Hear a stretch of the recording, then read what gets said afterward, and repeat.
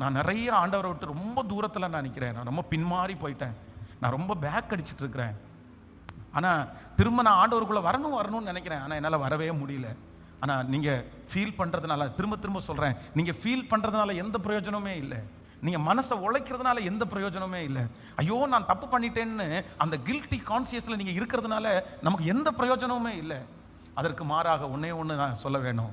என்னன்னா, பிசாசு உங்களை திரும்ப திரும்ப சொல்லுவான், நீ பாவி, நீ மோசமானவன், ஆண்டவர் உன்னை எப்படி மன்னிப்பாரு, நீ செஞ்ச தவறு எவ்வளோ பெரிய கொடுமையான தவறு, இதுக்கெல்லாம் மன்னிப்பே கிடையாது உனக்கு, நீ சாகிற வரைக்கும் இது உனக்கு ஆபத்து, என்னென்னமோ பிசாசு வந்து உங்களுக்கு நெகட்டிவ் கொடுத்துட்டே இருப்பான்.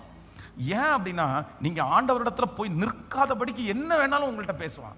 ஆனால் இளையகுமாரன் எடுத்த ஒரே ஒரு தீர்மானம், அது வரைக்கும் அவனுக்கு அந்த போராட்டம் இருந்துட்டு இருந்துச்சு.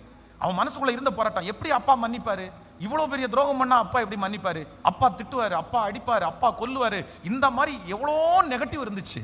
ஆனாலும் இளையகுமாரனுடைய மனசுல ஒரே ஒன்று மட்டும் வருது, இல்லை இல்லை, என்னதான் எங்க அப்பா மோசமானவனா இருந்தாலும் தெருவில் நடந்து போறவனுக்கு எங்க அப்பா வேலை கொடுக்குறாரு, தெருவில் நடந்து போறவனுக்கு எங்க அப்பா வேலை கொடுக்குறாரு.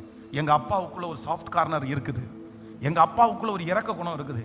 சரி, ஊர்ல இருக்கிற எத்தனையோ பேருக்கு எங்க அப்பா இறங்குறாருல்ல, எனக்கு எங்க அப்பா சொல்லுங்களேன், எனக்கா எங்க அப்பா இறங்க மாட்டாரா? எனக்கு அங்கே அதான் கான்செப்ட். பாருங்க, ஆண்டவர் வந்து ஜெயிலில் இருக்கிற கொலைக்காரனுக்கு கர்த்தர் இறங்குறாருல்ல, எவ்வளோ மோசமானவனுக்கு ஆண்டவர் இறங்குறாருல்ல, நமக்கு ஆண்டவர் இறங்க மாட்டாரா? அதுதான் அந்த சின்ன அந்த மகனுக்குள்ள அப்படிதான் வருது. எங்க அப்பாவுக்குள்ள ஒரு இறக்கம் இருக்குல்ல, அந்த இறக்கம் எனக்கு கிடைச்சா போதும். அப்போ அவனுடைய தகப்பனார் இடத்துக்கு போறான், எந்திரிச்சு போகணும்னு முடிவு பண்ணிட்டான். இனி நான் எங்க போவேன்னா, இன்னைக்கு நீங்க இந்த ஃபாஸ்டிங் ப்ரேயர்ல ஒரு முடிவு எடுக்க போறீங்க. என்ன மன்னிப்பாரா, ஏத்துக்குவாரா, அது இதெல்லாத்தையும் தூக்கி போட்டு நீங்க என்ன பண்ணுங்க அப்படின்னு சொன்னா, நான் உங்க சமூகத்தில் வர்றேன் ஆண்டவரே, உங்க சமூகத்தில் வர்றேன் ஆண்டவரே, நான் வர்றேன். போய் நின்ன உடனே அவன் சொல்ற ஒரே ஒரு வார்த்தை, தகப்பனே ஐ எம் சாரி, நான் ரொம்ப பெரிய தப்பு பண்ணிட்டேன். அது உங்களுக்கு விரோதமா மட்டும் இல்லை, பரத்துக்கு விரோதமாகவும்